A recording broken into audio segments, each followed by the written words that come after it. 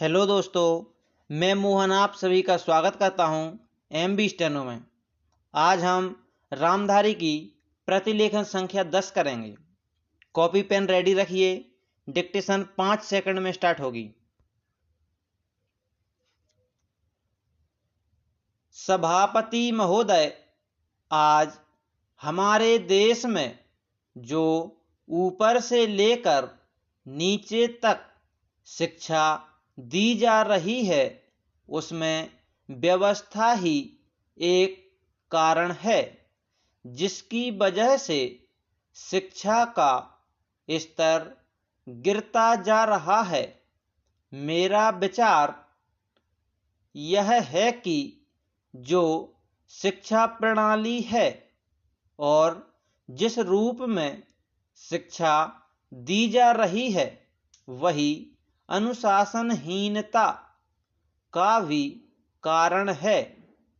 अपने देश और प्रदेश में हर एक की अपनी अपनी भाषा है और वह बालक जो इस देश में पैदा हुआ है, जो अपनी मातृभाषा की गोद में पला है, उसको यदि अपनी मातृभाषा में ही शिक्षा दी जाए तो मेरा विचार है कि शिक्षा का स्तर ठीक हो सकता है।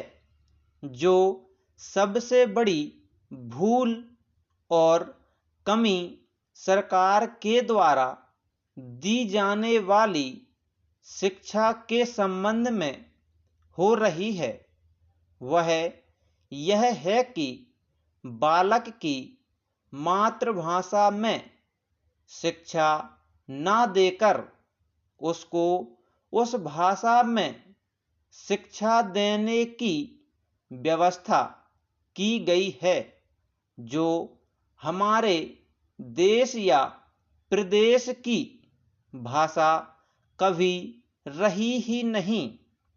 मेरा अभिप्राय विदेशी भाषा अंग्रेजी से है।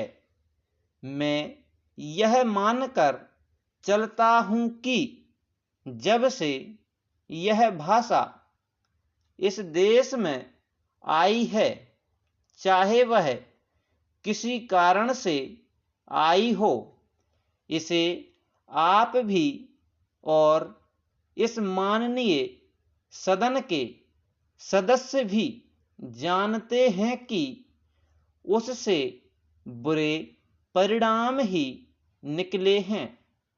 कोई भलाई नहीं हुई।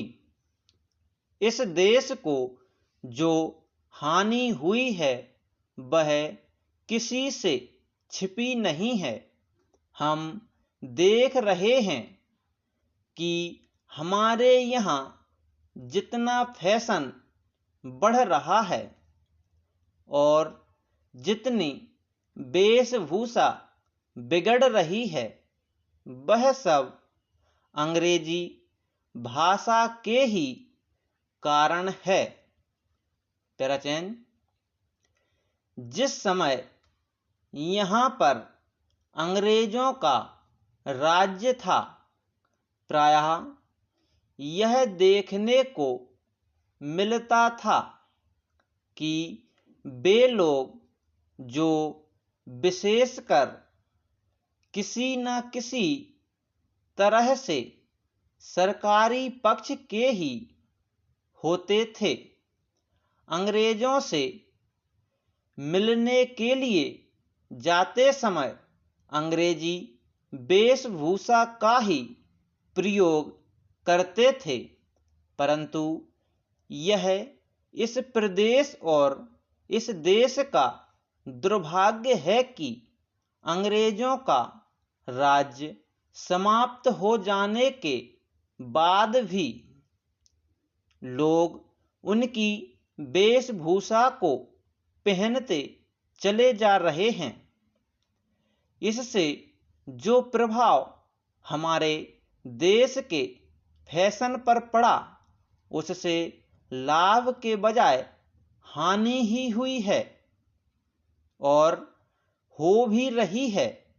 मेरा ऐसा विचार है कि अंग्रेजी वेशभूषा से इस देश को बहुत हानि हुई है।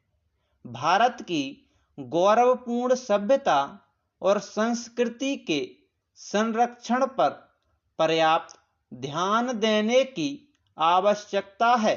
Full stop. यह डिक्टेशन 80 वर्ड पर मिनट की है। डिक्टेशन अच्छी लगी हो तो कमेंट करके बताइए।